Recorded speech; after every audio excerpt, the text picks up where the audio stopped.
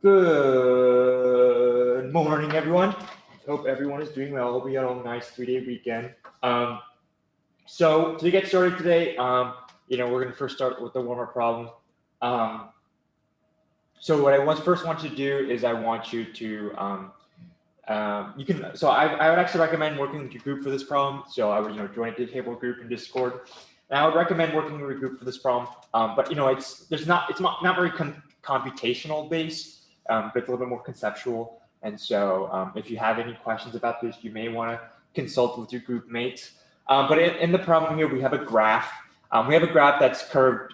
That looks like a fairly normal cubic function, I guess. Is what I would call it, a cubic function, I think.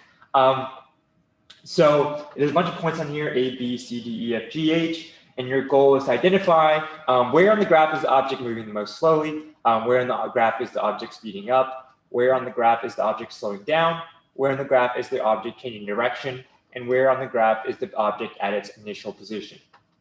So they're going to take a few minutes for you to work on this, and when you're ready, put your answers in the Zoom chat. A key point here is that each question may and honestly probably does, it may and probably will have multiple answers.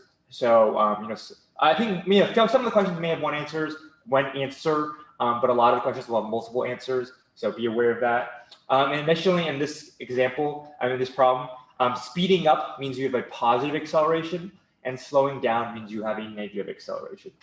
So that's what our goal here today is. Our goal here is to figure out where on the graph is the object doing these things. So take a few minutes to work with a group or work individually, up to you. And when you're ready, put your answers in the Zoom chat, and let's see if we can figure out some of these questions.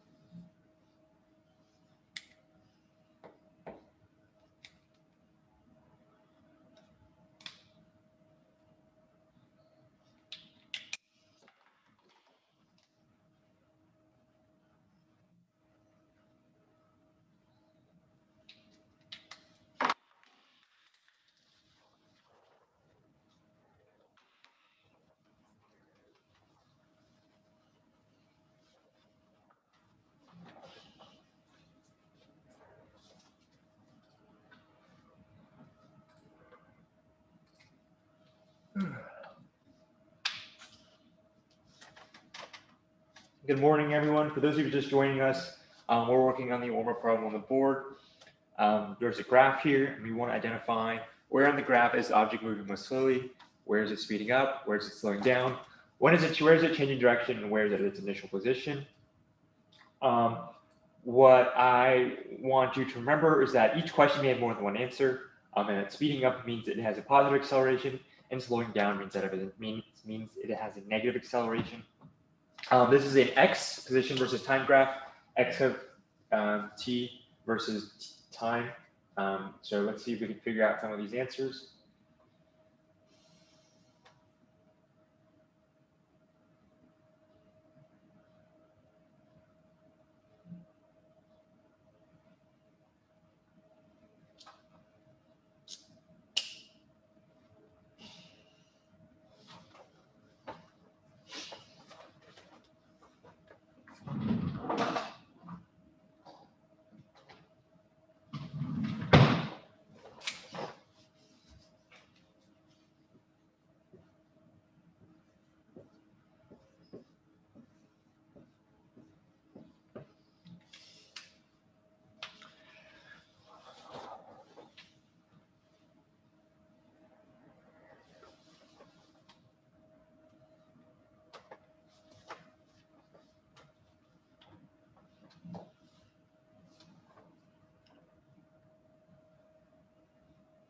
we'll take a few more minutes to do this. Let's see if we can get some more answers.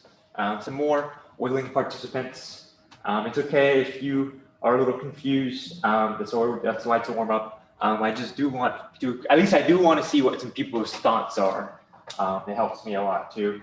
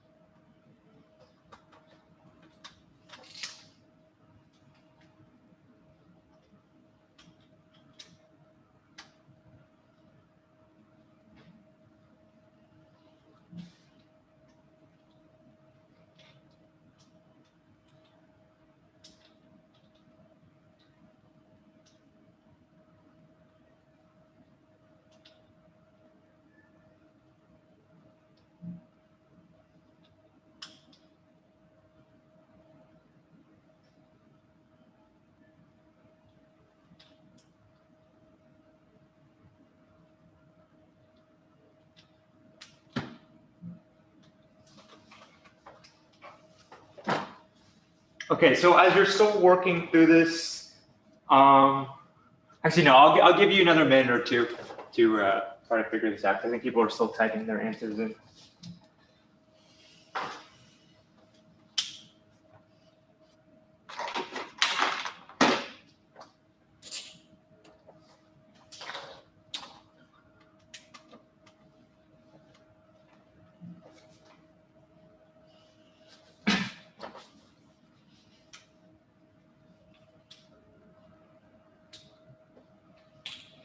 So as you're typing in your answers, I am going to switch the view over to the board.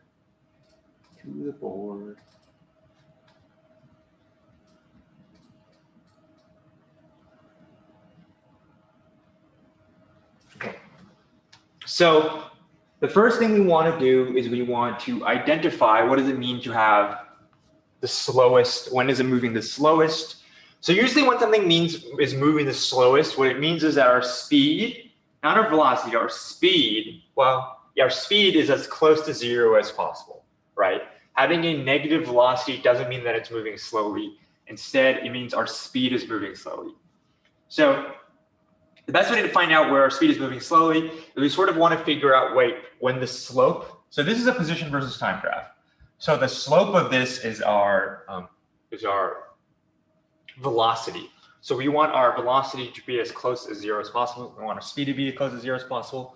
So we're going to look at the points when the graph is almost flat, when it's the position's not really changing. So right here at B, right, this is if you drew a tangent line to this, we would figure out the slope of this tangent line is pretty close to zero. If you drew a tangent line here at F, it'd also be close to zero. If you drew a tangent line here, It'd also be close to 0. So v is 0 here, v is 0 here, v is 0 here. V is being for the velocity. The velocity is the slope of the graph.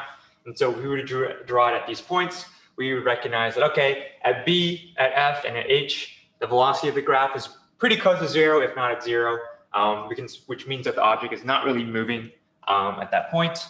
So for the first answer, when is the object moving the slowest? The answer is going to be B, F, and H. Mr. Hu, how come D wouldn't be like equal to 0?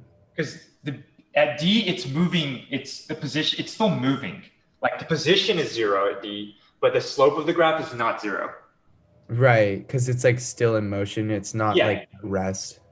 Yeah, it's imagine if I was like running forward for the first part, and then I started running backwards. So now I'm back at where I initially was, but because I'm still moving backwards, my velocity is not 0. So D is just where the position is back at 0. It's not that the velocity is 0. That's the key. Yeah, that's the key distinction. Okay, so where is the object speeding up? Okay, so this is probably one of the hardest things, hardest questions you'll see. It's very hard to conceptually understand on a graph. So when an object is speeding up,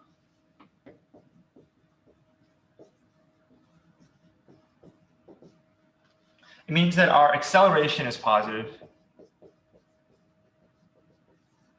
which means that our velocity is increasing.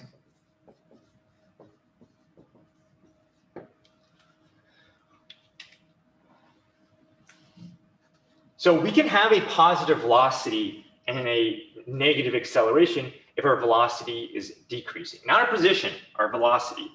So we want to do to figure out when our object is speeding up, we want to figure out at which point is our velocity increasing. So let's first start with A. So at A, we have some velocity. So I'm going to draw a slope here, right? So we have some velocity. And at B, right, the velocity is going to be 0. So right here, we went from a positive velocity to a negative, to a 0 velocity. So A does not count. A would not be speeding up. If anything, A is going to be slowing down, right? Because we went from a positive velocity to a 0 velocity. So our acceleration is actually negative for A. So let's talk about B.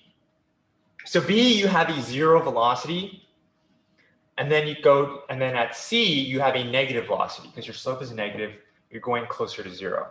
So from B, you're actually also slowing down as well. Okay, so C is going to probably be C is going to be kind of hard to gauge, but based on the graph here, it looks like C has like sort of this kind of slope, also negative. And it looks like D kind of has a negative slope as well. So it looks like C's slope is a little bit less steep than D. It looks like C is which means that the velocity at C, the tangent line, is a little bit smaller than D. So C is also slowing down here. For D is kind of tough to gauge because on the graph here, it looks like it's fairly the same. But from what it looks like, the slope here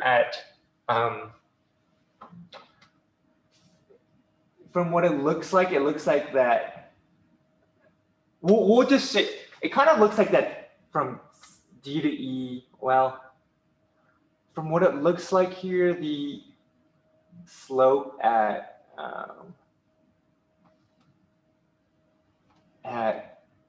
C to D is a little bit more steep than the slope from D to E. So it looks like this slope right here is a little bit steeper than this slope. So at D is kind of speeding up because our acceleration our velocity is becoming more positive. Even though the velocity here are both negative, the velocity here, the slope here, looks like it's a little bit more positive, a little bit bigger than this. A little bit less negative than that.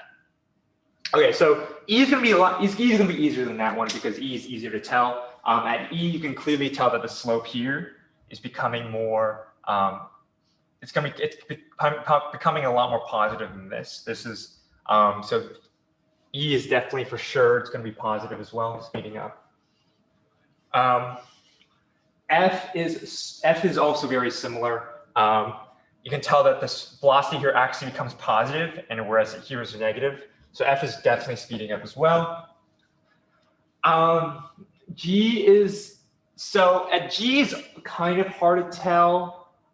It looks like that G is sort of also speeding up. This one's kind of hard to tell because it looks like the slope here is a little bit steeper than the slope here.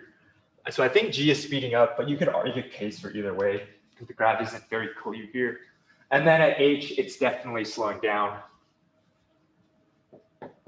because it goes from a very positive slope to actually a negative slope afterwards. So this is probably the hardest part of this, is recognizing that where on the graph is it speeding up and where is it slowing down. I think the easiest way to figure this out is to look at the shape of the graph. So if the shape of the graph is concave down,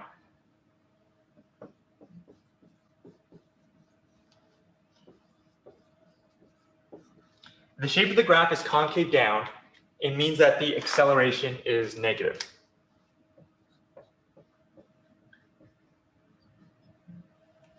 Because at every point in the graph, the velocity, the slope of it is becoming more and more negative. If the shape of this is concave up,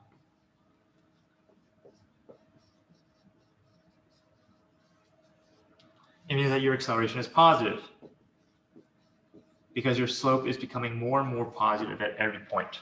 So at this point, this part is concave up because the slope of it is becoming more and more and more positive after every point. So for when it's concave up, the acceleration is positive. This part here, it's concave down again. G is kind of hard to tell because G, it really looks like it doesn't really start decreasing until here, which isn't a point. But G can make an argument for either way. But this part right here is definitely concave down. So that means our acceleration is positive. Acceleration is negative because our slope is becoming more and more negative. So this is probably the hardest concept because we have three different quantities. We have our velocity, we have our position, and we have our acceleration, and each one can be different than the other, right? Here we have a positive position, a positive velocity, and a negative acceleration. Here we have a positive position, a negative acceleration, and a zero velocity. Here we have positive, negative, negative. This is zero, negative, negative. And it keeps on changing throughout. So that's probably the hardest concept to understand is that your acceleration and velocities here can be very inverted and very weird. I think the concave up and concave down and concave up is probably the easiest way to just quickly identify where the accelerations are positive, where it's negative. But I think from a more conceptual understanding, you'll want to look at how the slope, how the velocity of it is changing. Is it becoming more negative or is it becoming more positive?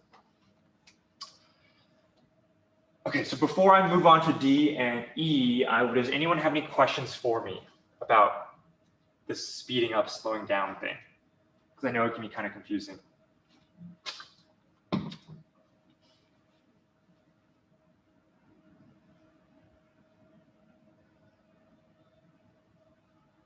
No questions?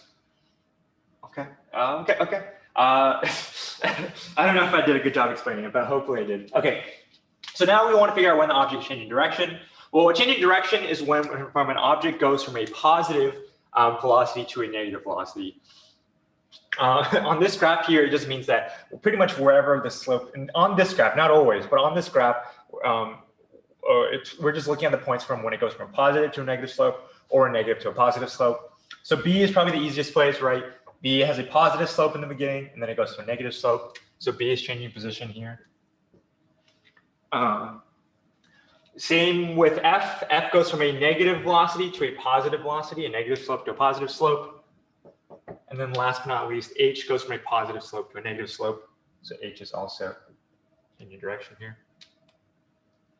Okay, and then last but not least, when is the object at its initial position? This is just when our position here is the same as our initial position. So we're just looking on the graph where when is our X essentially 0, and that's just D.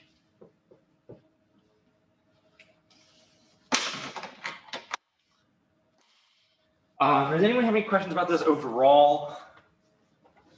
This is definitely a newer kind of problem, a little bit more conceptual, a little bit more graphical. It can be quite challenging as well. So yeah.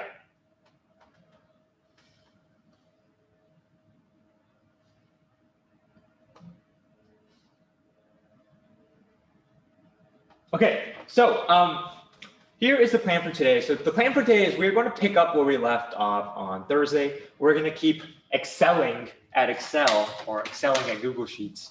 And so what we're going to do here is, what I'm going to do here, so so last time I sort of asked you to try to figure out if you can recreate the formulas yourself, the formula I used to generate a lot of magical stuff. What I'm going to do right now is I'm going to give you a little bit more of an in-depth, it's not like a lecture, but in-depth how to use these formulas and stuff. And so I'm actually going to write out some stuff on the board to show you exactly what these different like dollar signs and stuff mean. I feel like I didn't, do a fantastic job of explaining things last time. So I'm going to try to see if I can show you a little bit more about what I mean by some of this stuff. Okay. So let's say I have a column here, a table. Let's see if a table.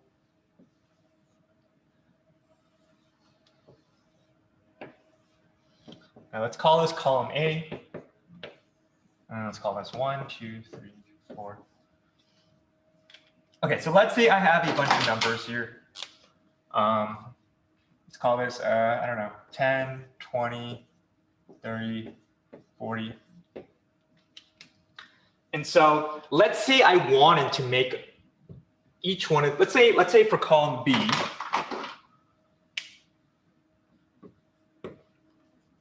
I want to add 1 to each number. So let's say for column B, I want this to be 11, I want this to be 21, I want this to be 31, and I want this to be 41. Okay, so of course I could just type it in and just say 11, 21, 31, 41. But what I can easily do instead is I can just write out the formula for it. And the formula for this would be, okay, I want to take the value from the first column, A1. So I'm going to do equals, the value of B1 is equal to, I'm actually do this in a deep darker pen so you can see it. So what I'm going to do is I'm going to say the value of B1, I want this to be equal to the value of A1 times plus 1. Value of A1 plus 1. And so if you actually get this out, this would actually end up being 11. You don't type this part in, but it should end up being 11. And so, of course, I can type this formula again for this one, but the easiest way to do it is to just drag this down. So when I drag this down, this is going to turn into equals A2 plus 1. This is going to turn into A3 plus 1. This is going to be A4 plus 1 if I drag it down. Okay, so what happens if I drag this right?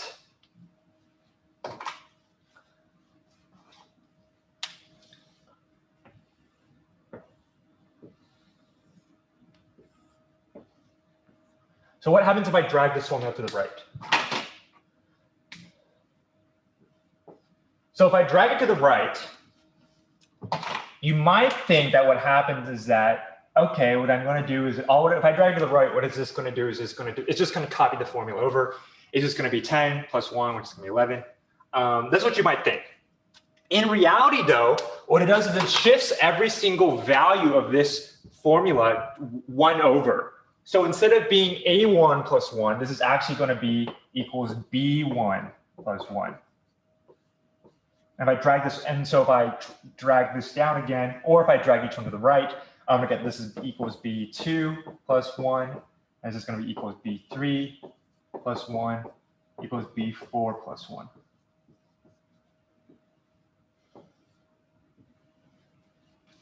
So notice how when I drag it over, it didn't keep everything as A1. It didn't, I didn't add these numbers. It actually shifted all the values, all the column values 1 over, which may or may not be what you want. Sometimes you do want this, sometimes you don't. It depends on the scenario.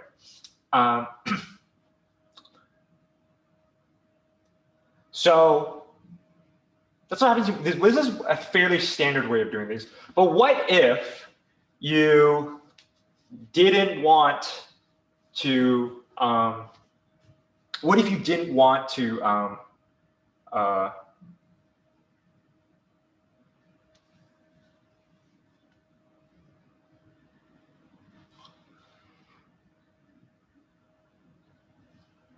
what if you didn't want to shift it over 1? What if you still wanted to keep everything as A1? So what you can do here, you don't want to shift one. Let's say, essentially what you're trying to do is you're trying to restrict all these cell values. So each one of these is called a cell, right? So if you want to keep adding all the values in A1 by 1, what you're trying to do is you're trying to restrict your cells, your range essentially, to this A column. So what you're going to do is you're going to add in a $sign at the very beginning of each thing. So if you want to restrict all the values in column 1 to column column A, so what you're going to do is you're going to do equals $A1. And so what does this do? Well, when you drag this down, it's going to populate everything with $A2, $A3, $A4. And all of this is saying, okay, I want to, just take the value from A1 and I'm just going to add it to 1. So because I just dragged it down, this itself doesn't do anything, right? All the values in A will be the same. However, when I drag this over, because I'm restricting all of these cells to the A column, this no longer becomes B1 or B2 or B3 or B4. This actually becomes, again, equals $A1, $A2. Okay, hold. Yeah, $A2, $A3, $A4.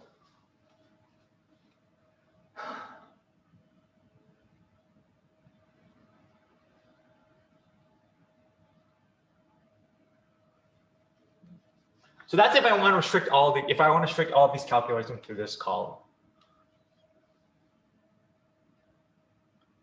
Now, what if you, instead of restricting all the calculations to this column, what if you want to restrict it to this row so that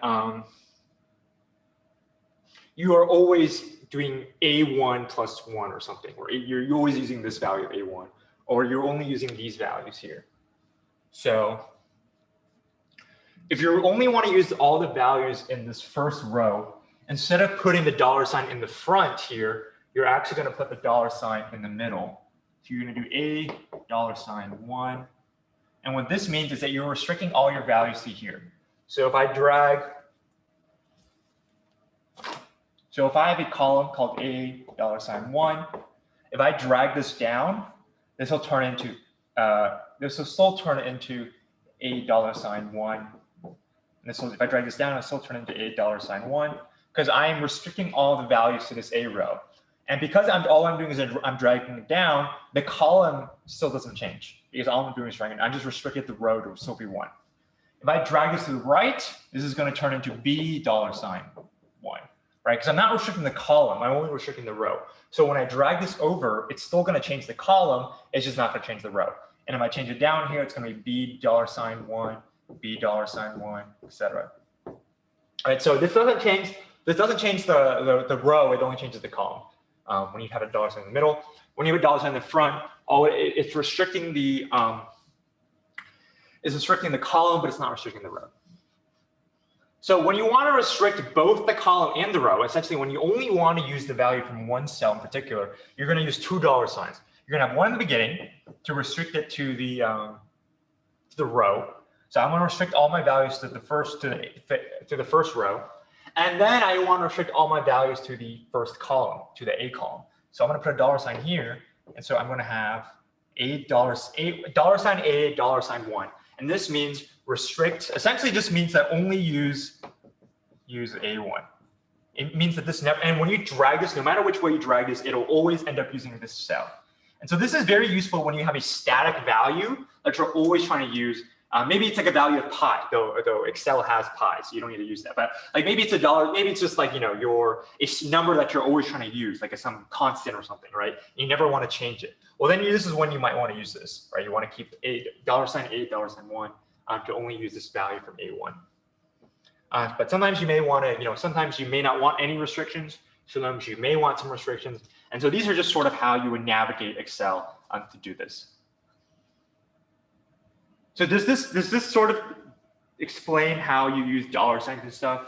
How you would use it in your Google Sheets and Excel spreadsheets?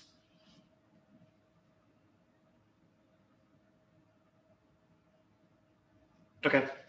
So I'll go around and I'll see how everyone's doing. So the goal for today is I want you to see if you can essentially recreate the formulas I did from last week in an example spreadsheet. I want you to see if you can generate those for yourself as a way of practice. You can compare the values you got. So you can make a copy of mine, type in some values there, and then see if the values that you got from your own spreadsheet sort of line up with the ones I got from my spreadsheet. When you finish all those, when your group has finished all of those, then you can move on to part 3, which is some calculations that you're going to do. So that's what you're going to do next. And for the first part, I want you to see if you can keep working on your Google Sheets stuff. So otherwise, I'm going to let you get started, and then I'm just going to go around and see how everyone's doing with the Google Sheeting.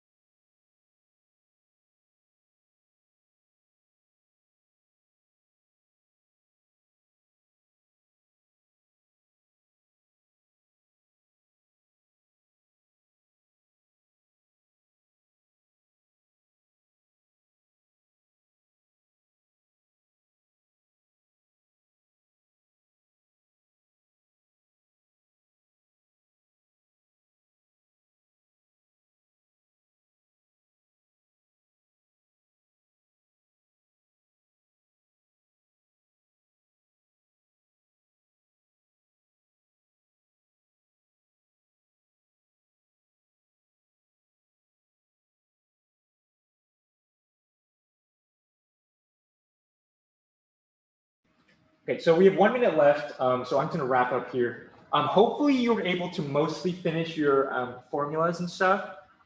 If you haven't, we can keep working on it on Thursday.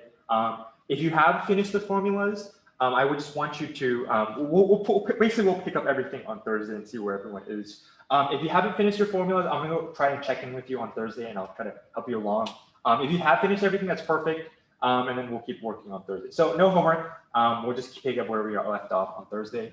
Yeah. If you have any questions for me, you're free to go, and I will see you all on Thursday. No homework. And for no, I don't really care what you do on Wednesday either. I don't have an asynchronous assignment for you. You can just keep working on the Excel if you want. Yeah. Mr. Hu, Yes, go ahead. Thank you. finish the formulas. Do you want us to turn our sheet in, or should we Thank just you. leave it for now?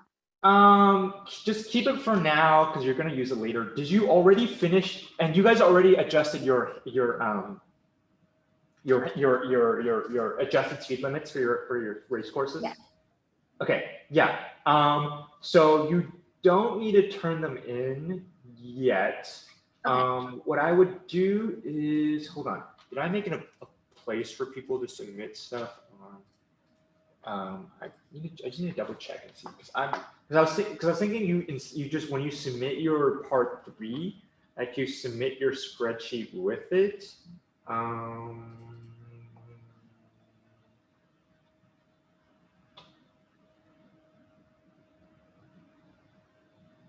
Okay, yeah, okay, so so when you submit your part 3, just submit your Google Sheets with it. Okay, thank you. Just like submit a link to it or something. Or actually, no, actually, no, you know what? Submit it to part 2. Let me change this. So when you submit part 2, yeah, so just submit it to part 2. And we can do that now, or do you want us to hold off? You can do it now, yeah. Thank you. Thank you, Mr. Hu. Okay. Thank you. Thank you. All right, thank you, Mr. Hu. Thank you. Thank you. Hey, Mr. Hu, I just wanted to, before, what's it called? I guess we're the last people in here. Uh-huh. Yeah, we're the last people. I just want to let you know.